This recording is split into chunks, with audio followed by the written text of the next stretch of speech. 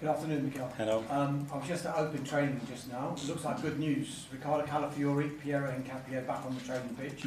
Are they ready for Sunday? Yeah, we have still another training session, so we'll see tomorrow after that to assess everybody and make the decision first of all in the squad. No fresh injury worries from the Inter game? No, after Inter we had no issues reported. Just on a selection headache that you might have now, and a welcome one, I'm guessing, with Gabriel Jesus and Victor Gyökeres and the returning Kai Havertz. It's something that you wanted maybe from the start of this season, isn't it? Yes, we were waiting for that, and with the amount of games that are coming up, they're all going to have opportunities and minutes, obviously, so great to have them back, and especially to have them in good form. I've asked you this before about Victor, actually, in that he had to start the season effectively without Jesus and Kai Havertz. Now that they're back, how much do you think it's not going to just help Arsenal, but help him as well? Yeah, well, he started without a pre-season as well, and a lot of minutes and a lot of responsibility on him. And now the fact that we have other options as well, I think is something really positive, especially for the squad. And you could see the other day, Gabriel scoring 2 goals, Victor coming in and making an impact to win the game. Sunday we'll see you come up against Manchester United and Michael Carrick. How much of a tougher proposition do you think that game is compared to maybe 2 or 3 weeks ago? Yeah, well, obviously Michael coming in is going to bring new ideas. Always the intensity rises up. You could see in the derby in Manchester the kind of behaviours and the game that they played. So yeah, we expect a really tough match. We will adapt to that for sure. But we are at home and we know how important that game is for us. Can I just ask you about Ethan Nwaneri? We know he's out in Marseille. It looks like it is going to be an agreed deal with Marseille for the rest of the season. From your perspective, how hard a decision was it, and what were the key factors behind it? Yeah, well, I think the deal is quite close, but yeah, it's something that we constantly have to be monitoring. I think the talented young players that we have, they need minutes, and in this case, Ethan wasn't having enough minutes, and the last thing that we want is cut his development, because he's such a talent and someone that loves and breathes football. That's his life. And after having a discussion with him, with his father, the agent, and the club, we decided that the best thing to do it was to leave and go on loan, and then we have to pick the right place. And having all the options, understanding the experience that we had in Marseille as well with Willy, the fact that Roberto is there and he's an incredible development of young talent, and he's a really courageous manager in the way he plays, by the way he plays with young talent as well, and he has a big track record about that. And I think it fits the way of playing for the qualities that we want to see for Ethan. So it's going to be a great experience for him. Mikel, you would have been a teenager, I think, when the Arsenal-Manchester United rivalry was its absolute fever pitch back in the late 90s, early 2000s. How big an impact did that rivalry have on you, and did it make you think, I want to be part of the Premier League because of that particular rivalry that was happening then? Yeah, and you guys sell it so well, especially in Spain. You could see the tension and the rivalry and those individual battles that they were there as well, that make the game really, really special. So yeah, obviously 2 massive clubs that they've been fighting at the highest level for so many years, and yeah, we want to try to have the best possible game to win it. It has thrown up so many incredible moments, some incredible rivalries as well, that fixture. Does one stand out for you? What was your first memory of it, or your most memorable one back from then? I don't know, there are a lot, but obviously just before kickoff as well, a lot of the things that were going on, and that's rising up the tension, and then obviously the atmosphere in the stadium. But yeah, some incredible players as well on that era as well, that they've been absolutely legends of this league. So that's what it makes it so exciting. Thank you. Thank you. Jake from the Premier League. Hi, on Sunday then, against Manchester United, how different a side do you think you face from what you saw in the derby compared to perhaps before Michael Carrick took charge? We don't know. Every game is different. Obviously, at the end, the individuals are the ones that make the difference, or the ones that make the game in a certain way. And we're going to try to be ourselves, be very dominant like we always want to be, impose the game that we want to play, and regardless of what we want to do, we want to take the game in the areas that are very good for us. And you mentioned the other 2 strikers who are now back to partner Victor Gyökeres. Do you think that gives you confidence that he can get back to the form that he showed as to why you wanted to sign him in the first place, in front of goal? Yeah, it's a lot of things that have to happen for consistently being able to produce those performances and numbers, but we have different relationships around him as well, because Kai is a player that can play in the two attacking midfield positions, so we can vary in relation to the opponents, their behavior, and the game that we want to play, so that's very good. And just lastly, you touched on it earlier, you came to a club that you knew, like Michael Carrick has done.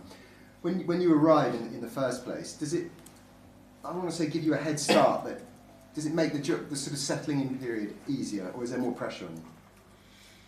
I don't know. First of all, it's the feeling that I had towards the club, because I played here, and that's unique. That brings something extra. And the fact that you know a lot of people, in my opinion, is something very beneficial, and understanding the history of the club from the inside. And then you have to acclimatize and adapt to the circumstances and start your job. Thank you. Tom. Hi Mikel, there's some data that's come out that suggests that you're playing currently with the highest defensive line in the league, and you're playing against the lowest defensive lines in the league. Do you think the Premier League is almost boiling down to a point that the team that wins the league is the one that's best equipped to break down these low blocks? Well, there is one of the weapons that is necessary, because a lot of teams are doing that, but as well we can see more and more the man-to-man game that is conquering not only the Premier League but Europe, I think, as well. So you need to dominate all the phases in the game if you want to have the chance to win major trophies. We've seen now you've scored 10 goals against Inter Milan, Atletico Madrid and Bayern Munich across those three massive European games. And you see the difference between European and domestic football. How different do you have to set up to prepare for each competition now? Yeah, it is very different. First of all, sometimes because the information that and the time that you have to prepare those games, and when you don't know them that much, it is a bit different. Then the rules change a little bit in the way the games are managed as well. And yeah, there is always an element of you are in or out, you need the points, you don't. So the results as well and how teams behave can change. But yeah, so far it's been good. James Athletic. Hi Mikel, I just want to ask you about Kai. He's obviously been back with the group for a few weeks now, but we've not seen him yet, I think, in the Premier League or the Champions League. Can you let us know your assessment of kind of where he is in his rehab and how happy you are with his progress so far? Well, he's very close. Obviously, he's been out for a long time, almost a year, for different reasons. And now we have to be very smart in the manner that we manage that load, the minutes. And I'm sure in the next few weeks he's going to play minutes. I cannot tell you in which competition, because that will depend as well on the game context. And it's a context that is positive to throw him in or not with his qualities. And yeah, it's great that we have him. We can use him in different positions. We will see him in different positions. And we are really happy to have him. And is the aim really to take your time to make sure that when you enter the decisive period of the season, March, April, May, that you've got Kai fit and firing at that point? Yes, because after a long-term injury, it's not only the period that you come in, it's what happens in the next 6 to 8 weeks. And we want to maintain that and manage that really well, so after we can creep it up, as you said, when all the big games are coming up, and we have make sure that everybody is in the right mind and physically at the highest level. James, CBS. Hi, Mikel. I know you're not a big social media user, but maybe you're aware of the nerves and the tension that's on there among the Arsenal fan base, and I think many of us would say that's drifting into the stadium a little bit. You know, you're top of the Champions League, not 7 points clear in the Premier League. What would be your message to supporters to sort of try to calm the nerves? It's not about calming, it's about continuing to do what we are doing really well and try to evolve every single day to be better. So from their side is continue doing what they do in the stadium, create more energy, more positiveness around the games in each actions, and if we do that and we create that kind of a scenario, we're going to make it more and more difficult to the opponent, and that's going to help us to win more games. Pep Guardiola's just said you're the best team in the world. Do you agree? I don't know. I think we are the team that wants to be constantly better, that we're doing a lot of things right, but we are far from perfect. And our only aim is to sustain the level that we are doing, but especially in certain areas try to improve again. James, again. Mikel, whenever you play against United, you talk a lot about transition, how dangerous they are in transition. Is that where you think the game will be won and lost? It's one of the areas. I mean, they are so good in a lot of departments. It's clear that when that team has a space to run and certain players to activate those runs, they become lethal. And you saw that a few days ago in Manchester. But they have a lot of attributes to cause you problems. But as well, like every team, they have their weaknesses as well.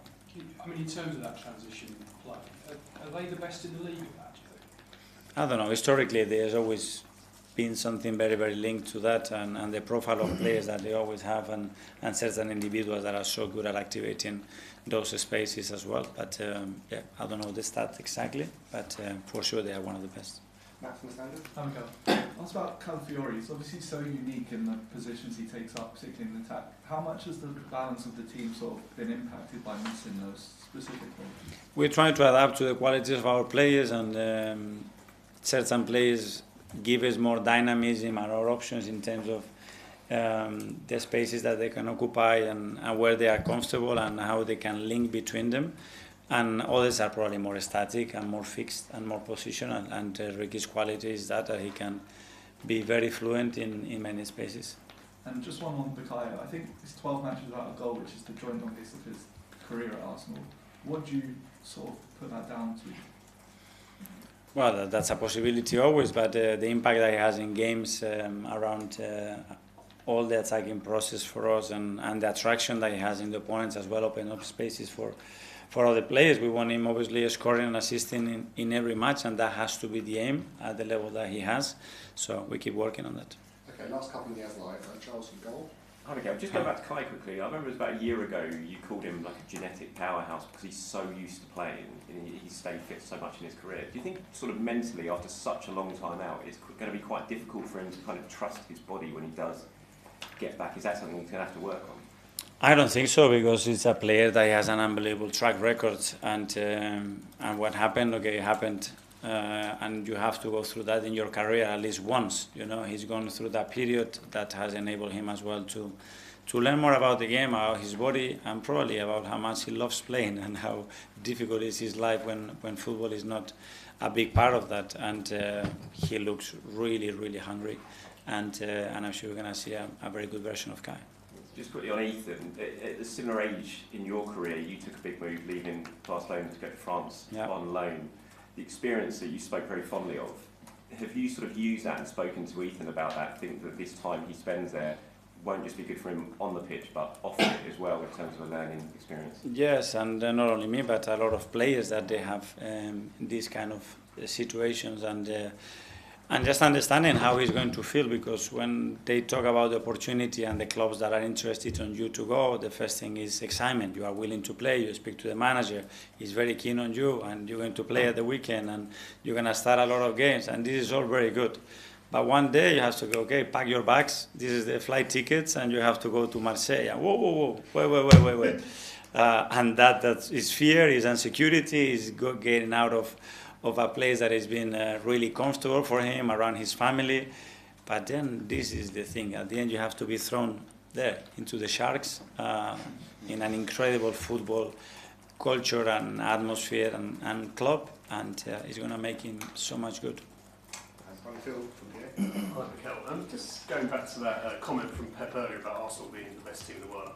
Appreciate you probably don't want to say we are the best team in the world, but is it a big compliment to come from someone like him, because you know he was your relationships were documented? So just to hear that, it must be give you a bit of a buzz.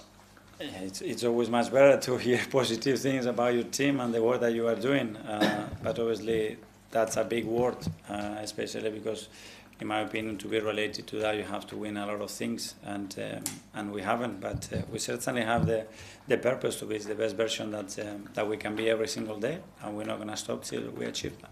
And just one on Gabriel Jesus. Obviously, he played so well the other night.